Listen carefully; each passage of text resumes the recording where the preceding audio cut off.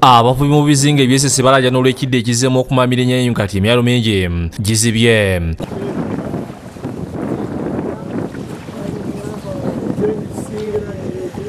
Ku myalo gino kuliko ogw'Ekikwayo, Kasekulo, Bongo, Buziga ne Bugoma. Ngeno abavubi bagamba nti emirimu gyabwe tegikyatambulula okukula bwe bayita n'ebyennyanja okubula ebibiikira.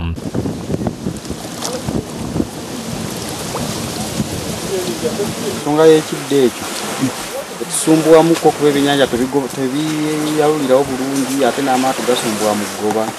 Omu ku bakulira ebyenvu mu disitulikiti Kalangala Mbaleba Wycliffe agamba nti gavumenti ekizibu kino esalira amagezi ag'okukirwanyisa wabula kyetaagisa abantu bonna okugikwatirako.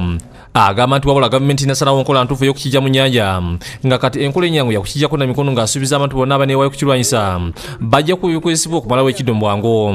We applied two methods. That is the physical removal or manual removal.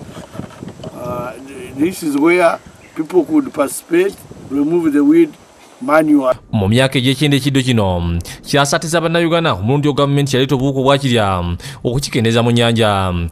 Yali atuwaako ku buwuka obwo emabegaawo obutta ebitekera naye obutta ekidde ekyo naye kati ebbanga liyiseewo kyakabwako. Bino ebituukidde nk'okugaba ennamba z'abantu kugenda mu maaso okwetooloola eggwanga.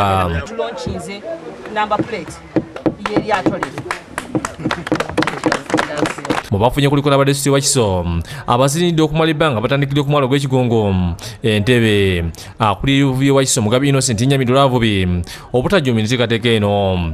Sinaba kusasula ate oba sinaba kuregestaringa ebyo byonna tugenda bbirira era tubadde tusaba mutandike nedda kubiyisa mu ofiisi yani ya DFO. Mu kutongoza ennamba zino RDC Entebbe Nnaalongo Kirabira Rose akubiriza abantu abatalina kwewandiisa okukikola mu bwangu.